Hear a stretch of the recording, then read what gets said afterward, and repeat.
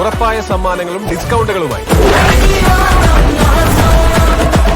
അപ്പോൾ ഓണത്തിനുള്ള ഒരുക്കങ്ങൾ എവിടം വരെയായി പ്രിയപ്പെട്ട പ്രേക്ഷകർ പറയൂ. നമുക്ക് ഓരോ ഇടങ്ങളിലേക്കും പോകണം, ഓണക്കാഴ്ചകളിലേക്ക് പോകണം.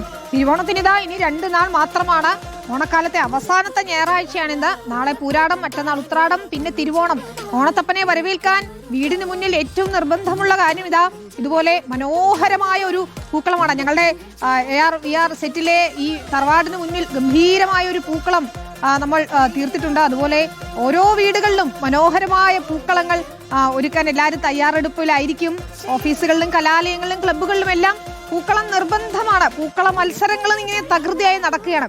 ഇതിനെല്ലാമുള്ള പൂക്കൾ നമ്മുടെ നാട്ടിലേക്ക് കൃത്യമായി എത്തുന്നുണ്ട്. ഓരോ നാടിന്റെയും അഭിരുചിക്കനുസരിച്ചാണ് പൂക്കളുടെ ഒഴുക്ക്. ഇത്തവണ നമ്മൾ പാലക്കാട് ഉൾപ്പെടെ പലയിടങ്ങളിലും സ്വന്തമായി കൃഷി ചെയ്ത് കണ്ടു പല പൂക്കളും. തൃപ്പൂണിത്തറ സ്റ്റാച്യു ജംഗ്ഷനിൽ നിന്ന് നമ്മുടെ ലേബി സജീന്ദ്രൻ ചേരുകയാണ്. ലേബി, ഓണമൊക്കെ എവിടെയായി? അവിടെ ബ്യൂറോയിലെ ഓണാഘോഷം പൊടിപൊടിച്ചത് കണ്ടു. എന്താണ് ഓണവിപണിയിലെ കാഴ്ചകൾ? പൂക്കൾക്കൊക്കെ ആവശ്യക്കാർ കൂടുതലായിരിക്കും. എന്താണ് ഇപ്പോഴത്തെ വില? കൈ പൊള്ളുന്നുണ്ടോ?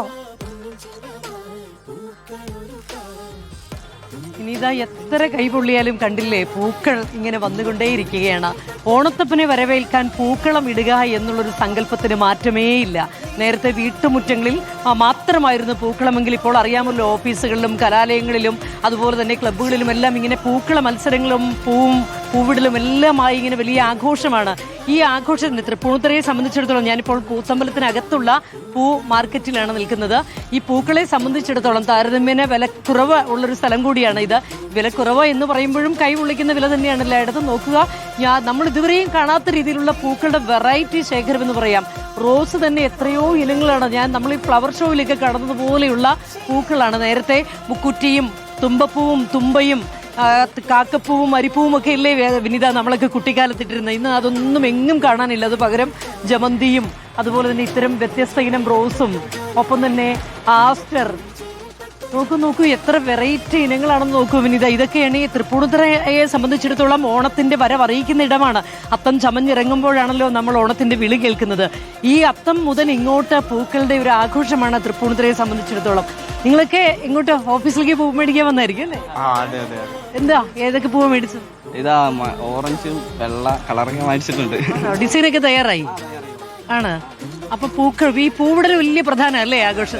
മെയിനാണ് ഞങ്ങൾക്ക്. എത്ര രൂപയാണെങ്കിലും വന്ന് അതെ. പൂവിന് കമ്പാരിറ്റീവ്ലി വില ഇങ്ങനെ എല്ലായിടത്തും കൂടുന്നുണ്ട്. അപ്പൊ വില കൂടുതലൊന്നും നിങ്ങളുടെ ഒന്നും പിരിവൊക്കെ ഇട്ടങ്ങ് മേടിക്കും അല്ലേ? അതൊക്കെ വലിയ ആഘോഷമാണ്. അതെ, വലിയ ആഘോഷമാണ്.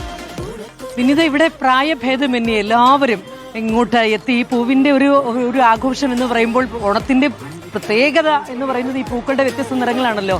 ഈ തൃപ്പൂണിത്തുറ മാർക്കറ്റിന്റെ പ്രത്യേകത ഇത് തന്നെയാണ്.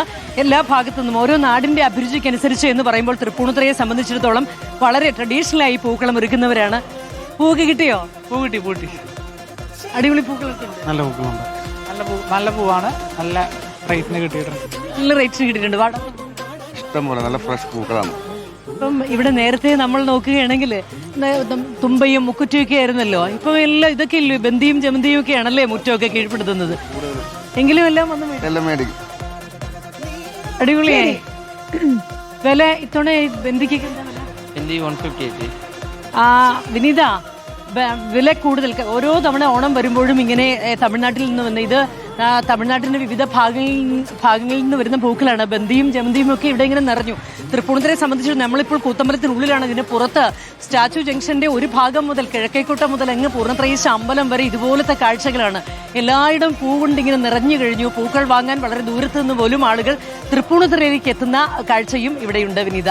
ശരി, ഏതായാലും അവിടെ ആളുകളുടെ വലിയ തിരക്ക് നമുക്ക് കാണാം. പൂക്കളമില്ലാതെ എന്ത് ഓണം അല്ലേ? അപ്പോൾ ലേബി പറഞ്ഞതുപോലെ തന്നെ അന്യനാട്ടുകളിൽ നിന്ന് വന്ന പൂക്കൾ അവിടെ നിറഞ്ഞിട്ടുണ്ട്. വില എത്രയാണെങ്കിലും പൂവിട്ടേ മതിയാകൂ. അതുകൊണ്ട് ഓണം ഒരിക്കലല്ലേ ഉള്ളൂ. അതുകൊണ്ട് പൂ വാങ്ങി എല്ലാവരും മടങ്ങുകയാണ്. അപ്പോൾ പൂരാടം ഉത്രാടം 2 ദിവസം ഉണ്ടെങ്കിൽ പോലും ഉത്രാടപ്പാച്ചിലിന് കാത്തു നിൽക്കാതെ ഇന്നിപ്പോൾ ഞായറാഴ്ചയാണ്, അവധി ദിവസമായതുകൊണ്ട് തന്നെ എല്ലാവരും മാർക്കറ്റിലേക്ക് ഇറങ്ങിയിട്ടുണ്ട്. അതുകൊണ്ട് വിപണിയൊക്കെ സജീവമാണ്. ലേബി സജീന്ദ്രനാണ് തൃപ്പൂണിത്തുറയിൽ നിന്ന് ഓണവിശേഷങ്ങൾ, പൂക്കളത്തിന്റെ കടയിൽ നിന്ന് വിശേഷങ്ങൾ പങ്കുവച്ചത്. നമുക്ക്